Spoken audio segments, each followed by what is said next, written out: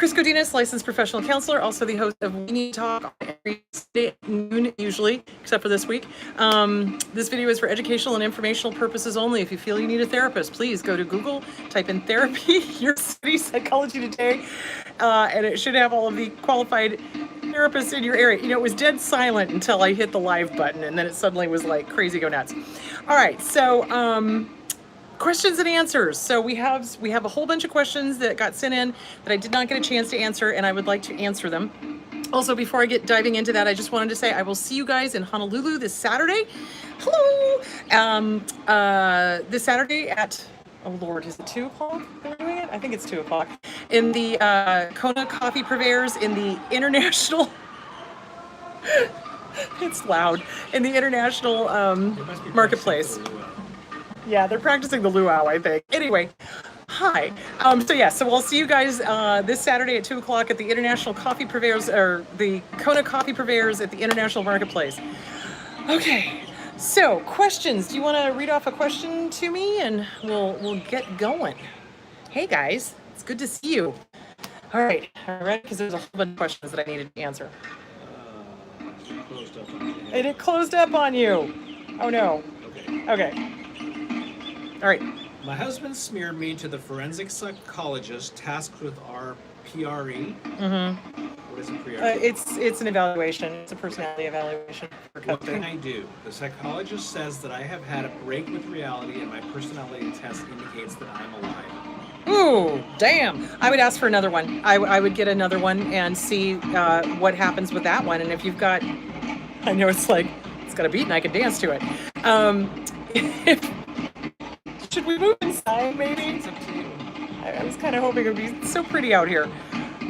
Let's just move inside. All right. So basically what it is that you want to ask for another one. You want to get another evaluation. The thing of it is that evaluations are expensive, and I think that's a prohibitive kind of thing. And I think they do that sometimes on purpose. So especially if the X is the one that picked the evaluator, you definitely want to get another evaluation done, especially if it was not favorable to you. And sometimes they're not, guys. And remember, not all psychologists are created equally. Some of them are, they don't know personality disorders. They don't understand, what is going on. They don't get it.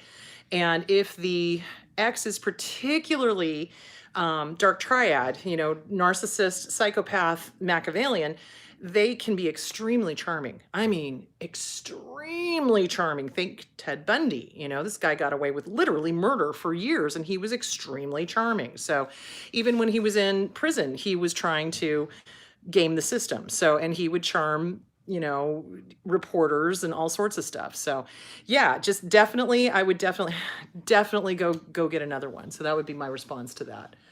Okay. Yeah. Any tips for when in-laws smear you? My husband has my back, but we unmasked his narc parents, so now I'm the target. Basically, you are going to go as low to no contact as you possibly can. So when an in-law starts the smear campaign and your spouse has got your back, you are under no obligation to see them. You're not. You don't have to. Kids or no kids, it doesn't matter. So what you're going to do is you're going to stay low to no contact. Oh my goodness, hello Argentina. You're going to stay low to no contact, and you are not going to respond. You are going to gray rock like a pro, because you don't want to give them anything. And your spouse is going to need to have your back. So if the in-laws start doing their Watusi dance, you're going to need to tell them, he's going to need to say, no, I'm not playing. No, I'm not going to, nope, you do not smear my wife. You do not smear my spouse. You don't smear my husband. Do you see where I'm going with that? So yeah, absolutely. That's what you're going to want to do. All right. Okay. My covert narc husband wants to make amends to me after getting sober/NA meetings. We have a house and 2 autistic kids. His daughter, 15, has a smear campaign that I abused her. What do I do or say? Well, I can't tell you what to do or say, but what I can say is this. If this person really is a narcissist, this is a Hoover, okay? If this person really is a narcissist, the thing you have to remember, run, yes. The thing you have to remember is that when somebody is in the throes of an addiction, okay, like using an alcoholic, drug addict, whatever, it very much mimics narcissistic personality disorder. It doesn't mean they have narcissistic personality disorder, but it definitely mimics personality disorders, narcissistic personality disorder. So if this person is serious, yeah, I wouldn't trust it, number one. And number two, making an amends. Okay, what does that mean? What are they going to do to make an amends? I'm sorry. Are they going to sincerely apologize? So here's a clue. A true, honest to God, real apology is, I'm sorry. I hurt you. I own it. I take responsibility for it. And it will not happen again. So with a narcissist, what they do is, I'm sorry, but I'm sorry you made me, I'm sorry you feel that way. Those are all the bullshit answers that they give. They don't ever do the, I am sorry that I hurt you and I am owning it. So you want to be very careful. Don't get suckered back in. And if the daughter is doing a smear campaign, then the dad should be putting a stop to that. So, and if not, then run, like the other person said. So there is that. I'm trying to find a way that I can stabilize the camera here. Sorry about that, guys. All right, next question. Why does my sister believe everything NM says about me? Is that narc mother? Narc mother, yeah. Okay, why won't she stick up for me? She thinks we shared the same childhood. We didn't because she is the golden child. I feel very let down by her. So you've got to remember, guys, perception is everything.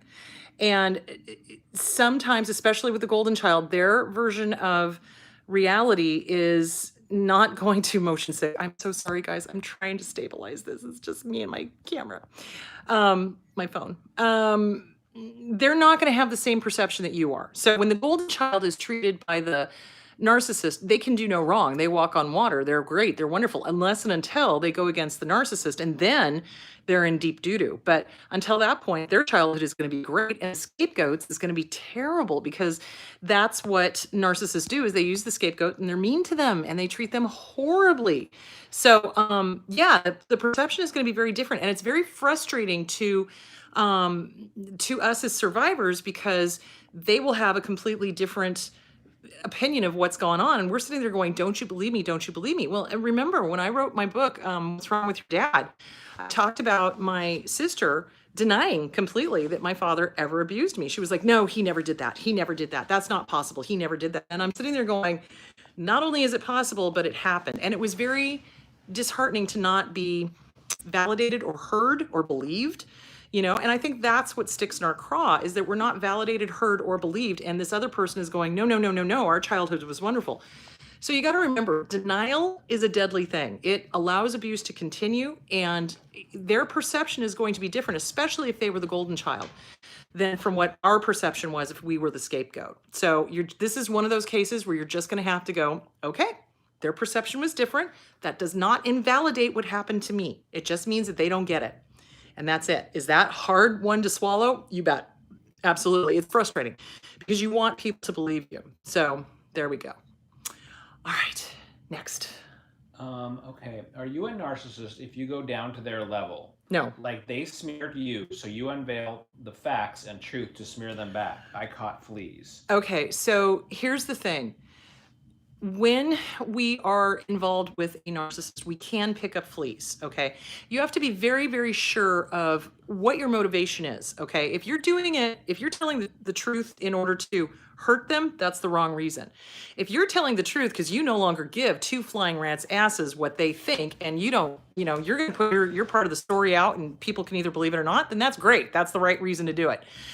So basically what it is that the narcissist will tell us that we are the narcissist, that we're the harmful ones when we call out their behavior. When we say, you did X, Y, and Z, and you've been caught red-handed and your hands in the cookie jar. So, you don't want to do that. And the reason why is, although that is a great quote from Captain America, I do have to say that. They hurt us, we'll hurt them back. The thing of it is you do not want to get involved in revenge. Revenge is a fool's game. It really is, because it's like a tit for tat, an eye for an eye, and with an eye for an eye, everyone in the world will be blind. So basically what you want to do is you want to speak your truth. Speak your truth. I'm not saying don't say your truth. I am saying that you, even when there's confronted with physical evidence, they still deny it. you speak your truth. And if they call you a narcissist because you're telling the world what they did, that's their problem. That is not yours. Do not take it personally. This is just what abusers do.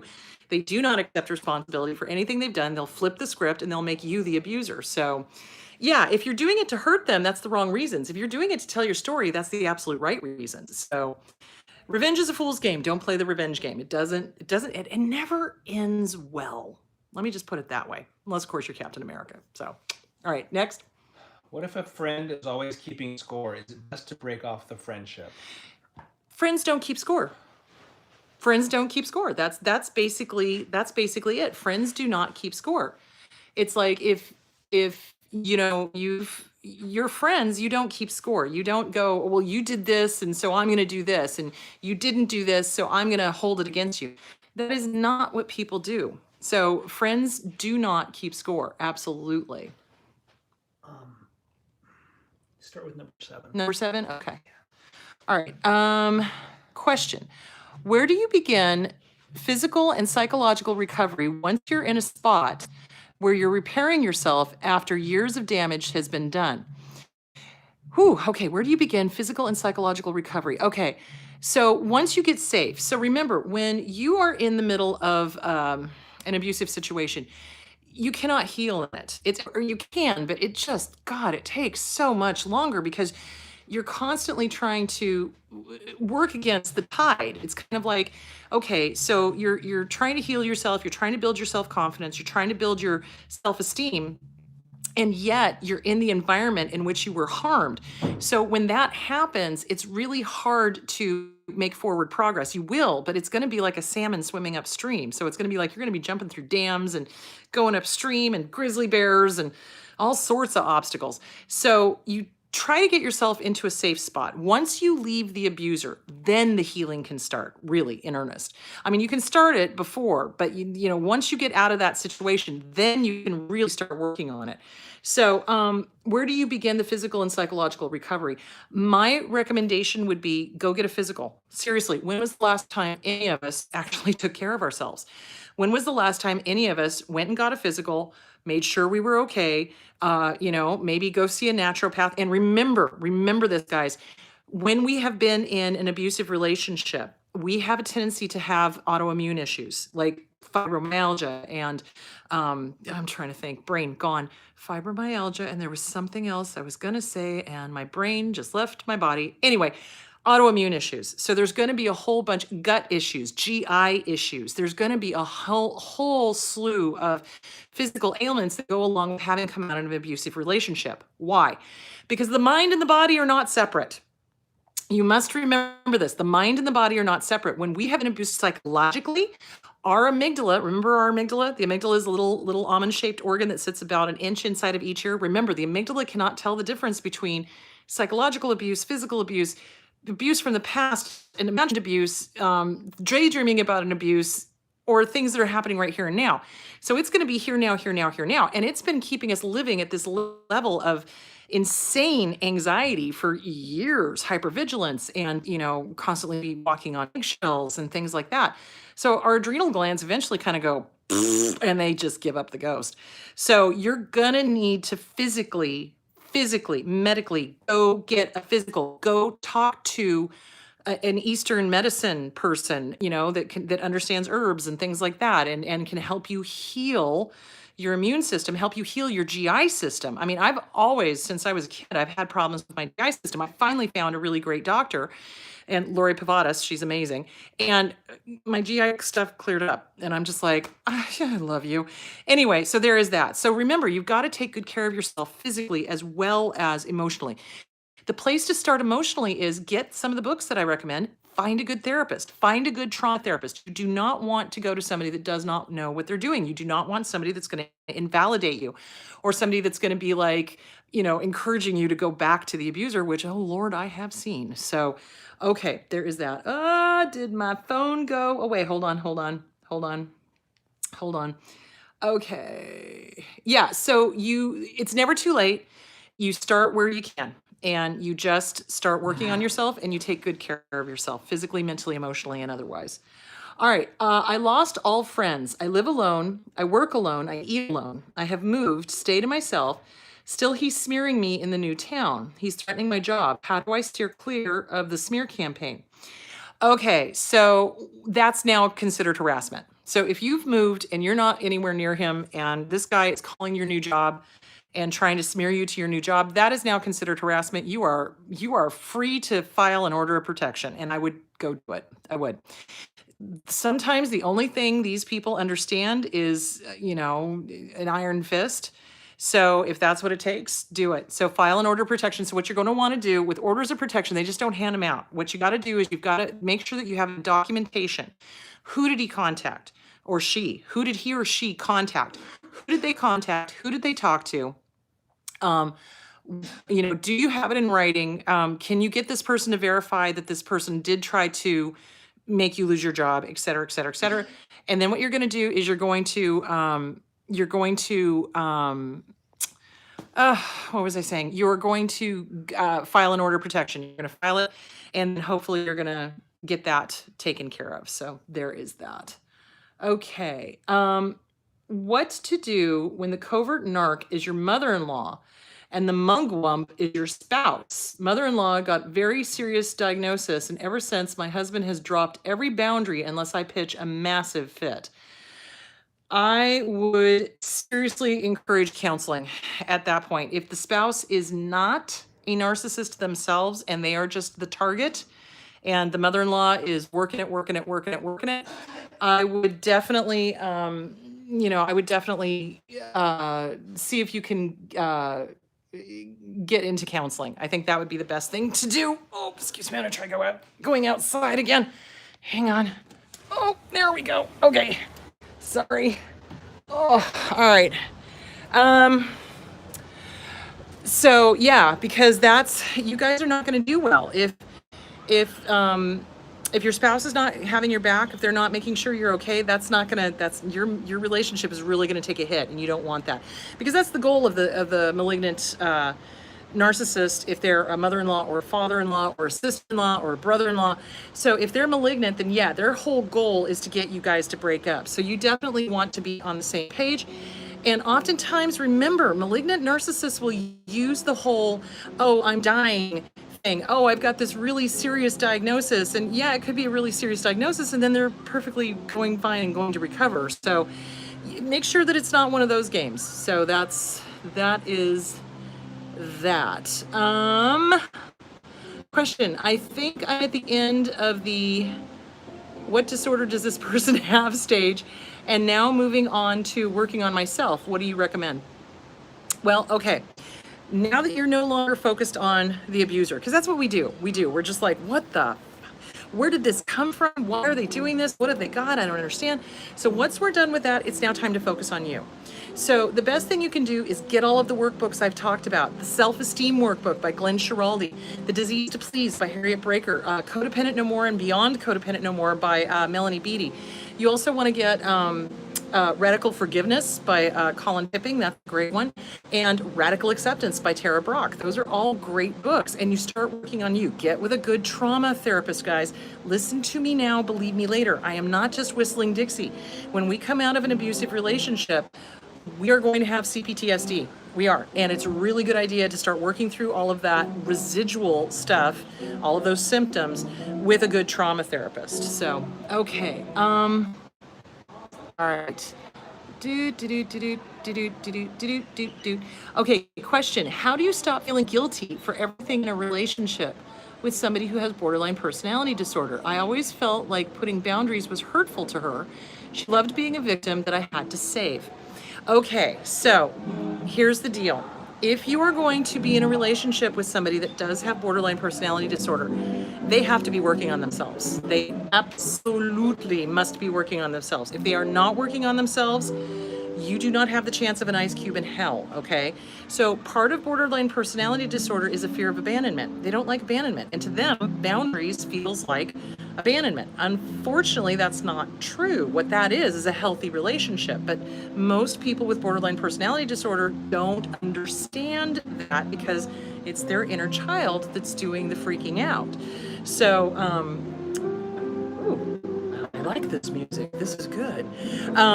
So you want to have good boundaries, and you have to let them understand this is part of a healthy relationship, and they must be in some form of counseling, DBT, dialectic behavioral counseling, or schema therapy. That's another good one. They can be in CBT, cognitive behavioral. It does take a little bit longer. I find that DBT is more effective with personality disorders, but they have to be working on themselves, and they have to respect your boundaries. If they do not respect your boundaries, they do not respect you. So, sleepwalk, good tune, yes. So, feeling guilty, that's any relationship. Listen to me now, believe me later. Any relationship that encourages fear, obligation, or guilt, fog, is not a healthy relationship. So that says to me, this relationship right now is not healthy, because this person is trying to make you feel guilty for having good boundaries, and you want to have good boundaries. So yeah, this is gonna be a tough talk. And if they're not okay with it, and if they're insisting that you're abandoning them or that you're hurting them, then you need to be like, okay, then you're not respecting me, and call me when you decide to respect me. So there's that. Okay, where did I go? I have this weird feeling that I'm not in the moment for years, not in my own life. I have intrusive thoughts that I'm old. It's still the same, like I waste all my time. What is this? Okay, so this could be similar to maladaptive daydreaming. So when we're just not in our bodies, we're not in our present moment, we're kind of floating around out here, and we're, daydreaming and not really being in the moment. So that is common with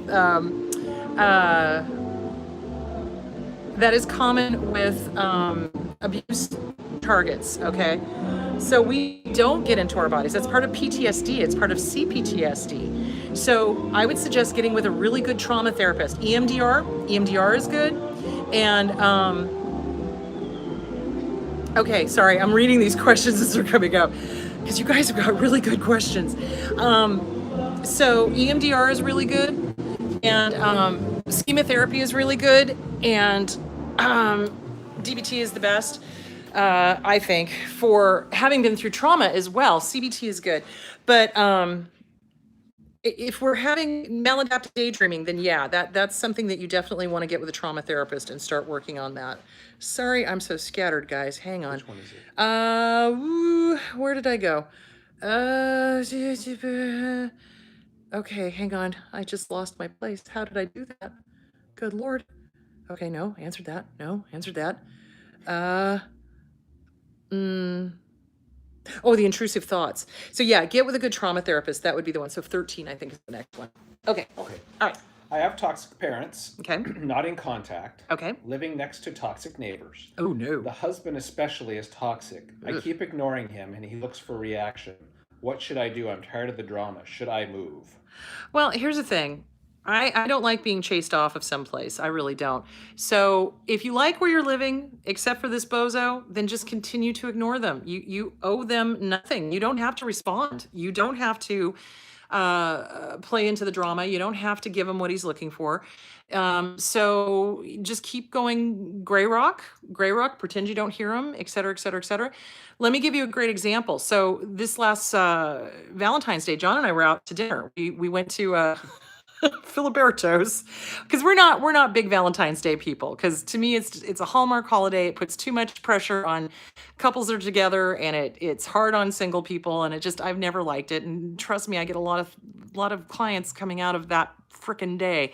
So anyway, we went out with a friend of ours that happens to be LGBTQ, okay, and we were having a great time. We were having a great conversation, and this person walked in who was clearly disordered. And it was interesting to me, because remember, narcissists love to ruin holidays. Love it. That's what they live for. So we're having this really lovely, just fun fast food meal, because it's fast Mexican food, basically, is what it is. Because all the other restaurants were packed, and we weren't about to go spend, hundreds of dollars on a ridiculous Valentine's Day dinner. It's like, no. Let's just go take a friend, and we're just going to hang out and talk. So we were there, and this guy walks in, clearly disordered, with his wife, who looked like she had been beaten too much. I mean, just verbally. She was like downcast and wouldn't make eye contact and was embarrassed and nervous and the whole thing. And he was spoiling for a fight, you could tell. And so he sits down next to us, and there's a whole huge restaurant. It's completely empty. We're the only people in there. And this guy sits down, and then he's like very loudly, "Oh, look, they let gays in." And I'm like, "Don't respond. Don't respond." So our friend didn't respond. We didn't respond. We just continued on. The guy didn't get what he wanted. So then as we're leaving, because we were wrapping it up and getting ready to go home, as we were leaving, this guy again tried to bait my husband. And he was like, he's like, "Well, how are you?" And John's like, "I'm good. How are you?" And he's like, "I'm not very good." And John was like, "Oh, that's too bad. Happy Valentine's Day." And then we walked out. So it was kind of like, you're not going to get a fight from us, buddy, and you're not going to ruin our night. But the sad thing of it is as we were walking out, I was watching the wife, and she looked scared. So that says to me that because he was unable to bait us and get what he wanted, he's going to ruin her Valentine's Day by picking a fight with her. And I felt bad for her, but it was kind of like, well, you're with him. So, it's like, unless you're asking for help, I'm not going to step in. So anyway, so there was that. So remember, they like to ruin holidays. They like to ruin days. They just want the negative. They don't care if the attention is negative or positive, as long as you're paying attention to them. Don't pay attention to them. If you like where you're living, stay there. If you don't like where you're living, find someplace else. But remember, no matter where you go, you are going to find disordered people. They are going to be out there. They walk among us, unfortunately. Though the thing of it is that they tend not to pick on people that don't respond because they're not getting what they want, and we just carried on our day, and we had a great time. So I think the thing of it is that part of it is that they're picking up the fact that you're responding, that there's something about it that's bothering you. Seriously, if oh, honey, I'm doing the YouTube right now. Okay, I'll be done really quick. That was my great niece. So they pick up on people who are uncomfortable. And when somebody doesn't give them the time of day and doesn't give them what they want, they realize on some level that they're the one that's looking like an idiot, not the people who they're trying to attack. So you've got to get to the point where you're just kind of like, I'm Superman, I'm bulletproof. You have no power here. So that's kind of what you want to do. So if you really want to move, if you don't like where you're moving, then move. But if you're moving just because of this guy, remember, narcissists walk among us. So get to the point where you're bulletproof. And that self-esteem, boundaries, recognizing disorder when you see it, and not playing their game. I mean, John's response was absolutely perfect. So, "Oh, sorry, you're not feeling good. Happy Valentine's Day. Peace out." And then we just left. It was like, what was he going to do? Chase us out into the parking lot? Well, if he did that, I'd call the cops. So yeah, there it is. All right, next question. Is maladaptive daydreaming the result of trauma, Yes. and how to stop it? Okay, trauma. It disrupts. Yeah. It's disruptive, but it's hard to deal with in real life. It is. And so I started to talk about that. So maladaptive daydreaming, like I said, it is part of trauma. It's a way that we remove ourselves from the present because we can't cope. It's uncomfortable to be in the present moment. So we start daydreaming, but you want to stay in the present moment because this is where life is. And so it's really important to get with a good trauma therapist. So yeah, absolutely. Get with a good trauma therapist. Start working on that. Try to stay in the present. In other words, when you find yourself daydreaming, come back.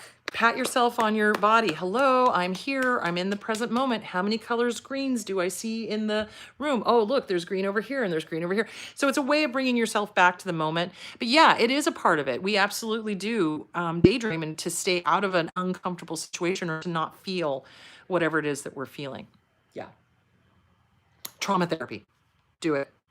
Okay, when my husband began the discard, he pretended to want marriage counseling.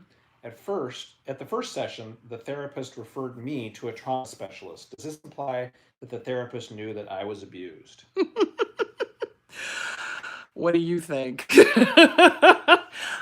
Personal opinion? Yeah, because that's what I do. So when I find that I am working with a couple where the spouse is clearly an abuser, I will stop the therapy session cold. I will send them off to the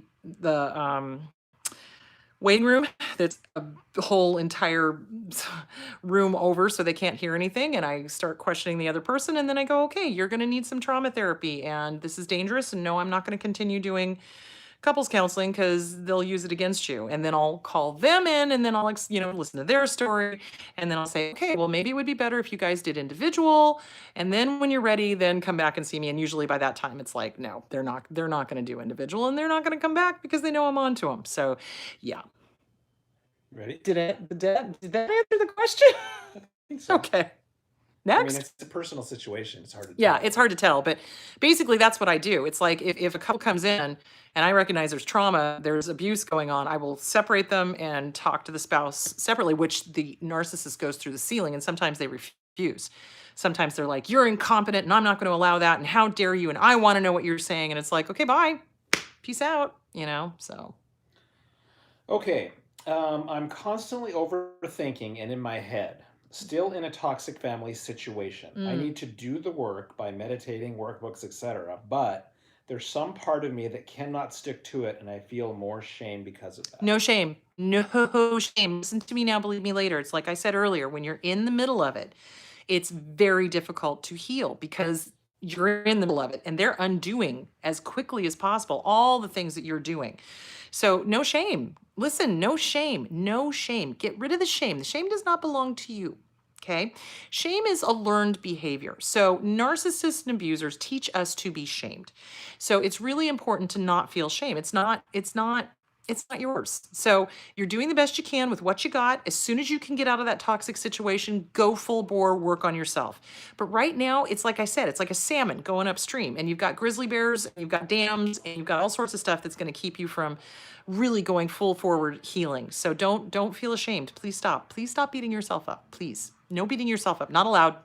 Nope. No more. Thank you. Thank you. Bye-bye. Don't let yourself beat yourself up. Okay, so what do I do with my stepbrother, who's a lifelong flying monkey, contacting me on LinkedIn 2 weeks ago? Ignore them. You're under no obligation to contact them back.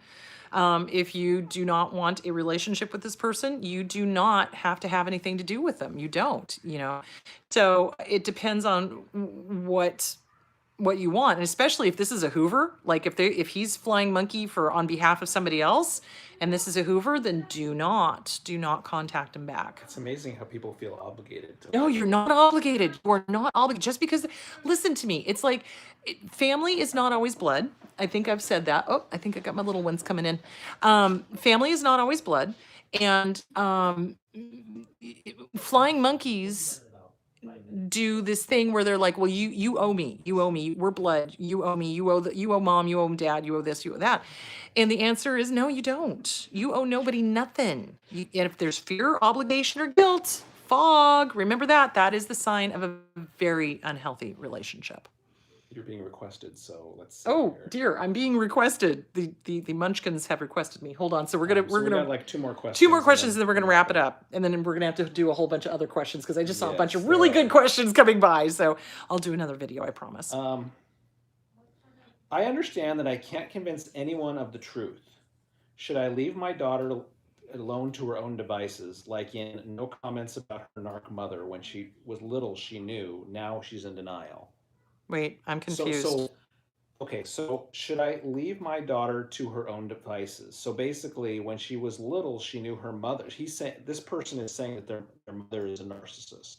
Okay. And when the daughter was little, they knew that. Okay, but so now they're in denial. So the grandmother is a narcissist? Is that? No, it just says mother, narc mother.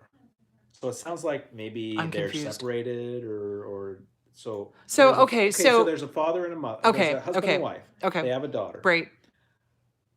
This person is claiming that the mother is a narcissist. Okay. And when the child was little, she said this person claims that they knew that she knew that mother was a narcissist. Now, though, I'm assuming that they're older, teenager or older, they're in denial. Okay. Should they just leave them to that? Like, should they comment about them rather, or just leave it No, alone? you never ever want to badmouth the other parent. You can speak the truth, however. You can call out disordered and unnormal. See, the brain is gone. It's cooked in the Hawaiian sun. You can call out behavior, and you can call out, things that are not normal. But if you start bad mouthing that parent, I can guarantee you it's going to backfire on you. Don't do it. So you be honest, you can be honest, age appropriately honest, but don't badmouth. You start badmouthing. Remember, that kid is 50% them. So, and it's, if they're a child of the same sex, they're wanting to relate to them. So it's really hard. So be honest, be truthful, call out behavior that's not normal or not healthy. But if you start bad mouthing them, then you are going to be in a world of hurt. They are going to cling tenaciously to the abuser. Trust me on that one. Is it a different answer if they're, let's say, over 18? If they're over 18, you have the right to talk to them because then they're adults and chronologically, legally speaking, and that way the opposing parent can't pull any, parental alienation stuff. However, don't badmouth again, even if they're 18, don't badmouth, because if you do, like I said, they're gonna cling tenaciously to the abuser. So the thinking that kids get when they're raised by abuse is that they must prove the original parent wrong, or they must get that approval. They must be loved by the abusive parent. And so they will treat the healthier parent like doo-doo, and they'll cling tenaciously to the abusive parent because they need that approval. I would encourage some sort of therapy. Honestly, get with a good trauma therapist, and if they're over 18, ask them to come to therapy with you. Go to a good trauma therapist and see if you can repair the relationship with them. But if you start bad mouthing, it's not going to be good. So, Okay, last question. last question. How not to be scared and live in fear after you leave them. In a custody battle, this is hard to read. In a custody battle, Yes. not to fear. So they're fearing losing the baby and ending Right. up broke. How do I Right. not live in fear no matter what happens? So they're going through this. Right. They've left them. They're in a custody battle. Right. They're afraid they're going to lose the child and end up broke. Okay, so that's a real possibility because narcissists are fucking evil. But what you want to do is go, okay, it's a possibility. It has not happened yet. So you have to refuse to live in a future that has not happened yet. Is it a possibility? Yes, it is a possibility. Is it happening? No, it's not. And you have to remind yourself, it's like, it's not happening right here, right now. Could it happen? Yes. But to worry about it is not going to do any good. So again, let me give you the Buddhist worry chart. Is there a problem? Yes. Can you do something about it? Yes. Well, then don't worry. Is there a problem? Yes. Can you do something about it? No. Well, then don't worry. And it's easier said than done, but you have to get to the point where you're not in a constant state of anxiety. That's what they want. Because when you're anxious and you're fearful, you're not thinking straight. Does that make sense? And especially if you're in a custody battle. So is it a real possibility? Yeah, it is. Is it likely to happen? Probably not. So most states are loath to take parental rights away, even when the person is clearly disordered. In Arizona, especially, what I've seen is they do 50-50 regardless, unless there is physical abuse or neglect going on. That's the only thing they seem to care about. So it's unlikely that you will lose custody of the child completely. So it's probably going to be 50-50. Most states are aiming for that. I don't agree with it, but there's that because it it works for and against victims, targets of abuse, and it works for and against, freaking abusers. So it just, I wish judges were better educated. It drives me crazy. All right, listen, I've got a 4-year-old and 9-year-old wanting my attention, so I've got to go. So I will take down. We'll get more questions, so we'll do We'll do another show, I promise, and I'll answer more questions. So, so I will see you guys for sure. Those of you coming to the Honolulu meet and greet on Saturday, the 22nd at 2 p.m. at the Kona Coffee Purveyors in the International Marketplace. So I will be there. So you guys have a great day. Thank you so much for all your questions. Keep them coming in. And I'll try to do another one as soon as I can, possibly when the little ones are asleep. All right. I will talk to you later. Mwah. Be good. How do I get out of here? Okay. Bye, guys. Oh, yes.